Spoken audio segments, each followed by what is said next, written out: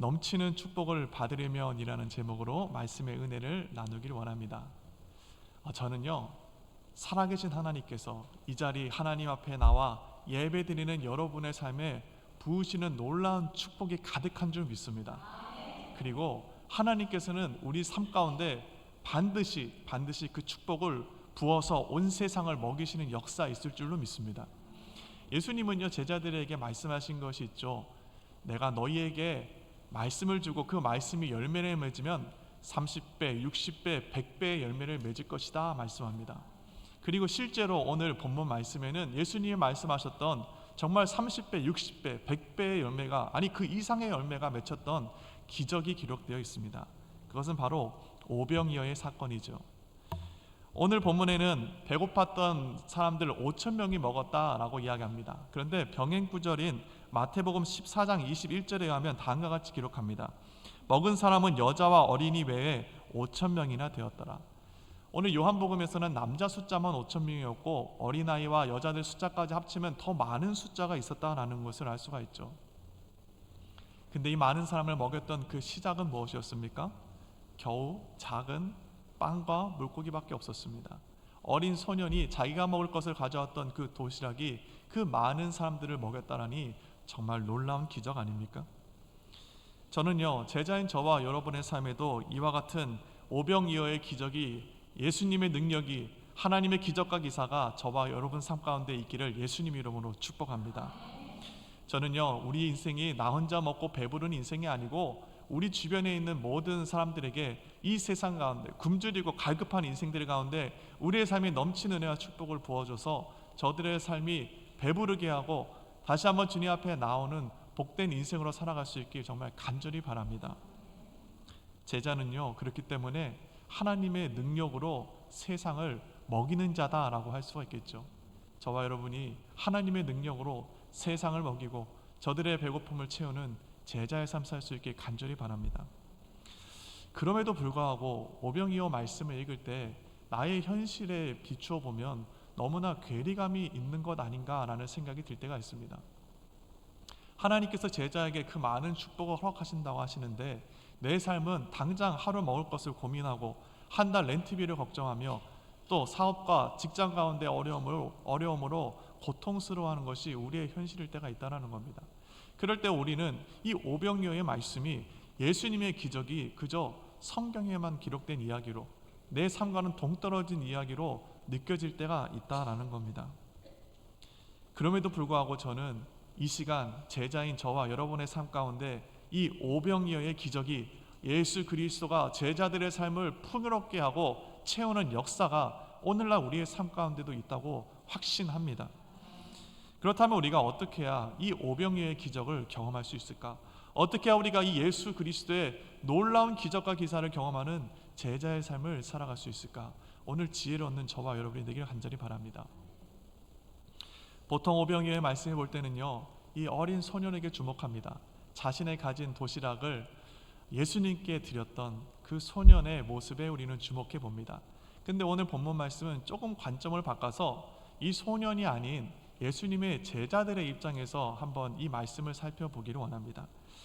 여러분, 그렇다면 오병이어의 기적을 경험하려면 제자인 저와 여러분은 도대체 무엇을 기억해야 될까요?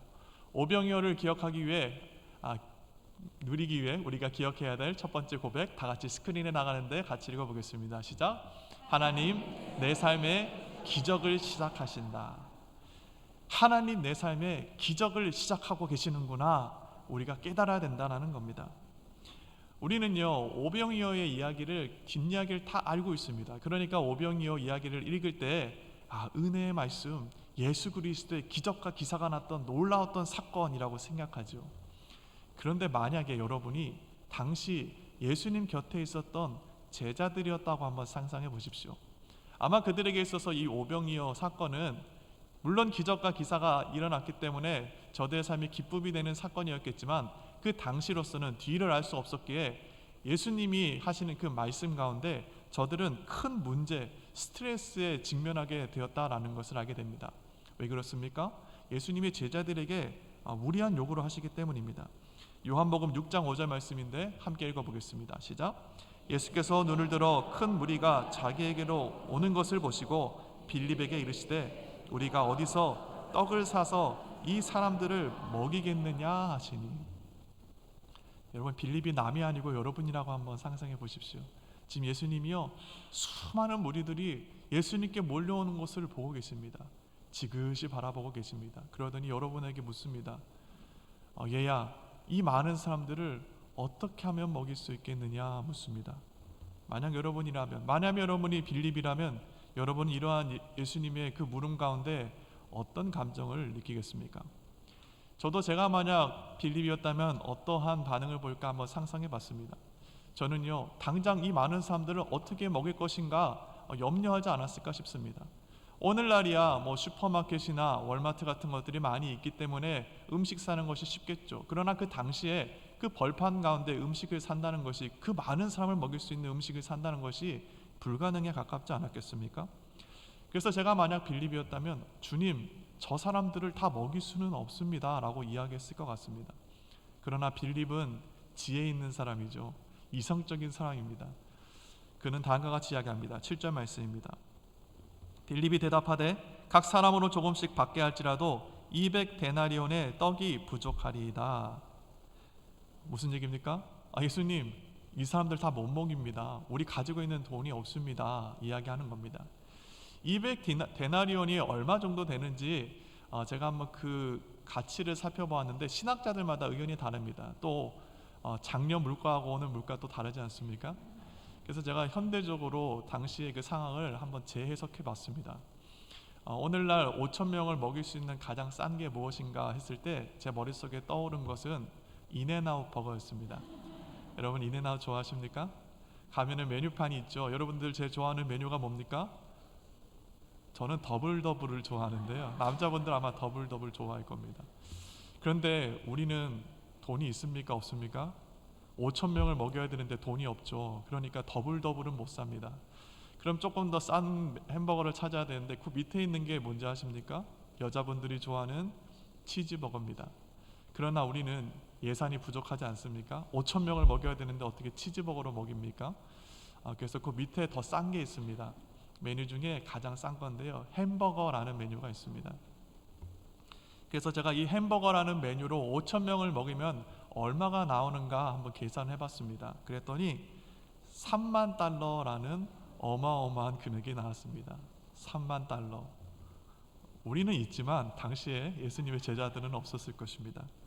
이 3만 달러가요, 프렌치 프라이하고 코카콜라는 포함되어 있지 않는 순수 햄버거만 있는 가격입니다. 비싼 가격이죠. 당시 제자들이 이렇게 얘기하고 있는 겁니다. 예수님 저들을 먹이고 싶은 마음은 알겠는데요, 우리는 그런 돈이 없어요.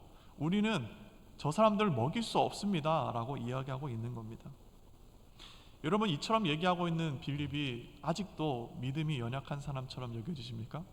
그렇다면 여러분이 빌립이 보았던 것을 여러분 눈에 보고 있다고 한번 상상해 보십시오. 5,000명이라는 숫자, 그냥 숫자로 볼 때는 가늠이 안 갑니다. 여러분, 5,000명이라는 사람이 여러분 앞에 있다고 한번 상상해 보십시오. 5,000명은요, 큰 컨벤션 센터의 메인 홀에 사람들이 들어갈 수 있는 숫자입니다. 경기장에나 사람들이 꽉 차면은 들어갈 수 있는 숫자가 5,000명입니다.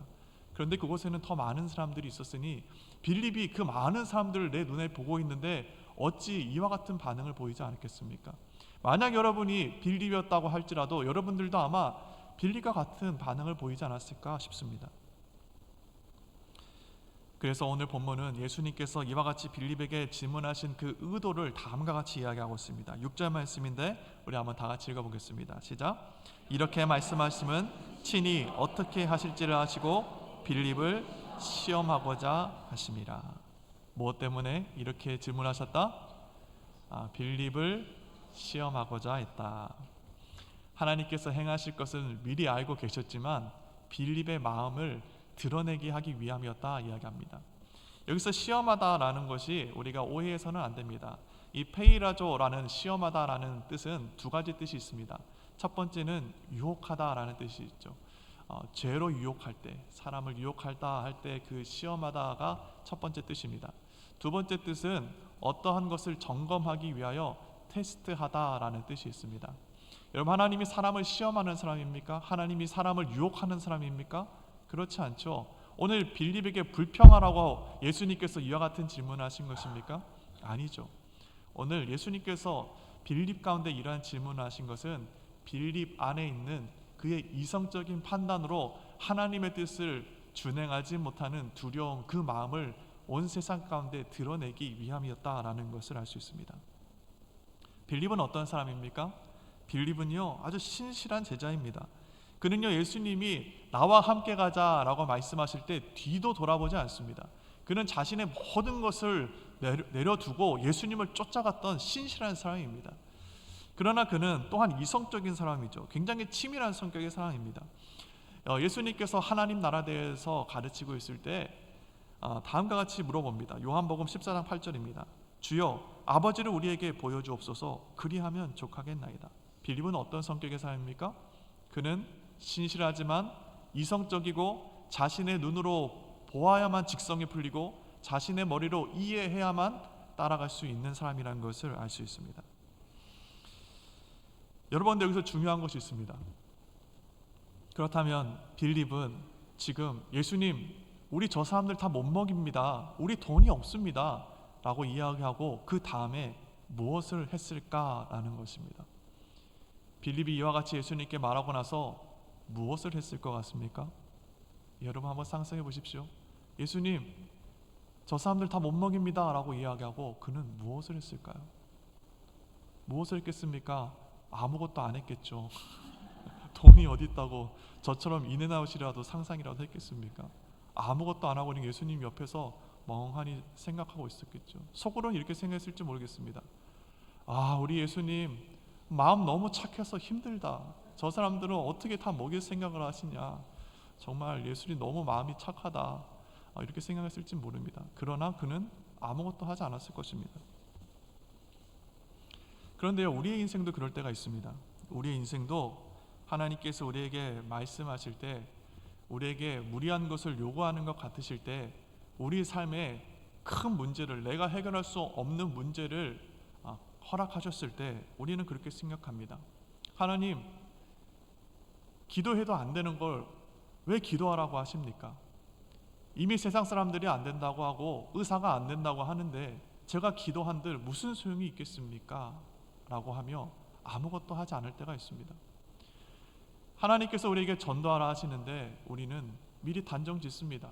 하나님, 요즘 시대에 누가 전도합니까? 전도하면 욕이나 먹지 않으면 다행입니다. 전도해도 소용이 없습니다. 라고 하나님의 말씀을 들었으나 우리의 생각으로 단정 지어버릴 때가 있다는 것입니다. 여러분, 근데 여기에 중요한 것 한 가지가 있습니다. 정말로 하나님이 여러분 삶에 무리한 것을 요구하고 계십니까? 정말 여러분 삶에 하나님께서 큰 문제를 허락하셔서 여러분 삶의 앞에 장애물을 허락하셨습니까? 그러면 그때 우리가 기억해야 되는 것이 있습니다. 무엇입니까? 하나님, 이제 내 삶을 통해서 기적을 행하시려고 하시는구나 고백할 수 있어야 됩니다. 심리학에서는요, 압도감이라는 용어가 있습니다. 압도감이라는 용어는 내가 처해 있는 상황이, 내가 처해 있는 현재의 삶이 내 능력 밖의 일이어서 해결할 수 없는 상황 가운데 느끼는 감정이라고 얘기하고 있습니다. 그런데 제자인 저와 여러분의 삶이 하나님께서 우리 삶 가운데 허락하신 그 문제를 두고 이 압도감 가운데 절망하여 그저 자리에 앉아서 아무것도 안 하고 멍하니 있을 때가 있다라는 것입니다. 여러분, 근데 그러한 상황 가운데 있다면 우리가 무엇을 해야 된다고요? 하나님, 이제 내 삶을 통해서 기적을 시작하려고 하시는구나. 여러분, 이 고백을 여러분 입술 가운데, 여러분 마음 가운데 회복하시기를 예수님 이름으로 축복합니다. 하나님이 우리의 삶 가운데 그런 시련과 어려움을 허락하시는 것은 우리로 하여금 망하게 하기 위해서 우리에게 그런 것을 허락하시는 것이 아닙니다. 하나님이 우리 가운데 문제를 허락하시는 것은 하나님께서 우리의 삶 가운데 기적을 행하시기 위하여 우리의 삶에 이러한 것들을 허락하신다라는 것입니다. 혹시 오늘 이 자리에 여러분 삶의 어려움으로 문제로 인하여 이 예배당을 찾으신 성도의 삶이 있으십니까? 여러분, 그렇다면 여러분 삶에 다시 한번 이 고백을 회복하시길 바랍니다. 하나님 이제 내 삶을 통해서 기적을 행하시겠구나, 하나님 내 삶에 넘치는 은혜를 부어주시겠구나, 이 믿음의 고백을 다시 한번 회복하는 저와 여러분의 삶이 되기를 예수님 이름으로 축복합니다. 하나님은요, 여러분을 선택하셨습니다. 여러분을 제자 삼으셨습니다. 그리고 여러분을 통해서 이 세상을 반드시 먹이실 겁니다. 먹이실 뿐만 아니라 넘치도록 부으실 겁니다. 다시 한번 우리의 능력 되시고 우리의 삶의 모든 문제를 해결하시는 주님을 발견하고 붙잡는 저와 여러분이 되기를 간절히 바랍니다. 인생의 문제는요, 사실 기적의 시작입니다. 제자에 있어서 환난은 하나님의 능력이 우리의 삶 가운데 임하는 출입구일 뿐입니다. 저와 여러분의 삶에 그 모든 환난을 통해 예수 그리스도께서 기적과 기사를 온 세상 가운데 베푸시는 놀라운 은혜와 축복을 경험하는 저와 여러분 되기를 예수님 이름으로 축복합니다. 오늘 본문 말씀을 보니까요, 이 빌립 말고 또 하나의 제자가 있었음을 보게 됩니다. 그의 이름은 안드레입니다. 8절 말씀인데 제가 읽겠습니다. 제자 중 하나 곧 시몬 베드로의 형제 안드레가 예수께 여짜오되. 이 안드레는요, 사도 베드로의 동생입니다. 안드레도 굉장히 신실한 사람이죠. 믿음이 있는 사람입니다. 정말 결단력 있게 예수님을 쫓아갔던 사람입니다. 그런데요, 이 안드레가 오늘 어쩌면은 오병이어 사건의 주역 중에 한 명이라고 할 수 있습니다. 왜 그랬습니까? 이 안드레가 한 소년이 가지고 있는 도시락 5병이어 5개의 떡과 2마리의 물고기를 발견하고 이 소년을 예수님께 데려온 장본인이었기 때문입니다. 그렇다면 이 안드레는 그 도시락을 예수님께 갖다 드릴 때 예수님께서 이것을 통해서 무엇인가 행하실 것을 기대하면서 가져왔을까요? 오늘 본문 말씀 한번 보도록 하겠습니다. 9절 말씀입니다. 함께 읽겠습니다. 시작. 여기 한 아이가 있어 보리떡 5개와 물고기 2마리를 가지고 있나이다. 그러나 그것이 이 많은 사람에게 얼마나 되겠사옵나이까. 지금 이 안드레는요, 비록 이 소년이 가지고 있던 도시락을 예수님께 가지고 나와왔지만 사실 예수님께서 이것을 통해서 무엇인가 행하실 것을 기대하고 갖고 온 것은 아닙니다. 지금 그는요, 자신들이 가지고 있는 게 이게 전부입니다 라고 예수님 앞에 보여주기 위해서 갖고 왔다라는 것을 알 수 있지 않습니까? 그러나 그것이 이 많은 사람에게 얼마나 되겠사옵나이까 그가 이야기하고 있습니다. 여러분, 그런데요, 이 안드레에게서 우리는 배울 것이 있습니다. 그가 비록 믿음을 가지고 소망을 가지고 예수님께 찾아오지는 않았지만 우리가 그의 삶의 모습을 통해 제자인 저와 여러분이 배워야 할 지혜가 있다는 것입니다. 그것은 바로 삶의 어려움 가운데, 환난 가운데, 절망하여 압도감 가운데 눌러앉지 말고 누구에게 나아가라? 예수께 나아가라는 겁니다. 넘치는 축복을 받기 위해, 오병이어의 기적을 경험하기 위해 제자인 저와 여러분이 기억해야 되는 두 번째가 있습니다. 우리 스크린에 나가는데 다 같이 읽어보겠습니다. 시작. 내 부족함을 인정하고 예수님께 나가라. 오늘 우리가 찬양대가 불렀던 찬양의 가사처럼 우리는 예수님께 나아가야 합니다. 안드레가 비록 믿음을 가지고 나아간 것은 아니었습니다. 그럼에도 그는 예수님께 나아갑니다. 그리고 예수님께서 그의 삶에 부으시는 기적이 있었죠. 예수님께서 기적을 행하시는 그 타이밍에 한번 주목해 보십시오. 예수님 지금 언제 이 오병이어의 기적을 행하시고 계십니까? 안드레가 자신이 갖고 있는 게 이거밖에 없습니다, 우리가 갖고 있는 게 이게 전부입니다 라고 이야기하며 자신의 능력의 한계를 예수님 앞에 고백했을 때 하나님께서 역사하기 시작했다는 겁니다. 여러분, 하나님은 언제 역사하십니까? 하나님은요, 이 세상에서는 다 끝났다고 할 때, 제자인 저와 여러분이 이제는 할 수 없다라고 손을 놓았을 때, 나의 바닥을 다 드러냈을 때 비로소 하나님은 역사하기 시작합니다. 아브라함을 보십시오. 아브라함이 그의 아들 이삭을 얻었을 때가 몇 살 때였습니까? 딱 100세 되던 때에 하나님께서 그에게 아들을 허락하셨습니다. 사라는 90세였습니다. 이미 경수는 끊어졌었죠. 아이를 가질 소망이 없습니다. 세상적으로 생각할 때는요, 아이를 가질 수 없습니다. 그런데 그때에 하나님께서 아브라함 가운데 역사합니다. 그리고 그에게 아들을 주시죠. 하나님은요, 제자인 저와 여러분의 삶이 인생의 바닥 가운데 있을 때 내가 가진 것으로는 도저히 해결할 수 없다는 것을 주님 앞에 고백하며 나아갈 때 그 고백 가운데 역사하셔서 기적을 행하신다라는 것입니다. 만약 여러분의 삶에 닥친 문제가 여러분의 능력으로 해결할 수 없습니까? 여러분, 그렇다면요, 내 능력 없음을 주님 앞에 고하십시오. 주님 앞에 아뢰십시오. 그러면 나의 능력 없음을 듣는 그 연약함의 고백을 통해 하나님께서 그때부터 역사하기 시작한다라는 겁니다. 성경에는 이러한 인물들이 참 많지만 그 중에 한 인물을 보겠습니다. 바로 모세입니다. 모세는요, 양치기로서 살아가고 있었습니다. 그의 나이가 80세였습니다. 그때 양을 치고 있던 때에 어느 날 그가 떨기나무에 하나님의 거룩한 불꽃이 임한 것을 보게 됩니다. 그리고 모세는 호기심에 그 가운데 나아갑니다. 그리고 하나님께서 모세에게 말씀하십니다. 뭐라고 말씀합니까? 모세야, 모세야, 내가 너를 불러 이스라엘 백성들을 이집트에서부터 구원해내겠다 말씀합니다. 내 백성을 너를 통해서 다시금 내 품에 안겠다 말씀하십니다. 여러분, 이 말을 들었던 모세의 마음은 어떠했을 것 같습니까? 오늘 어쩌면 이 오병이어를 행하시기 전에 하나님께서 제자들 가운데 이 5천 명을 다 어떻게 먹이겠느냐라고 말씀하실 때 그 제자들이 느꼈던 감정하고 비슷하지 않겠습니까? 하나님, 제가 그것을 행한다고요? 아유, 하나님, 이거는 못합니다. 이거는 할 수 없어요. 모세가 이야기하죠. 실제로 출애굽기 4장 10절 말씀입니다. 같이 읽어보겠습니다. 시작. 모세가 여호와께 아뢰되 오 주여, 나는 본래 말을 잘하지 못하는 자니이다. 주께서 주의 종에게 명령하신 후에도 역시 그러하니 나는 입이 뻣뻣하고 혀가 둔한 자니이다. 아멘. 그는 이야기합니다. 주님, 저는 안 돼요. 저는 못합니다. 저는 입술에 둔하고 말솜씨가 없는 자입니다. 그런데 어찌 제가 이스라엘 백성들을 이집트에서 건져내겠습니까? 저는 못합니다. 그가 이야기합니다. 그러나 하나님께서는 자신이 연약하다고 한 그 모세의 입술을 통해서 하나님의 율법과 주님의 말씀을 이스라엘 백성들 가운데 선포하는 축복의 통로로 쓰십니다.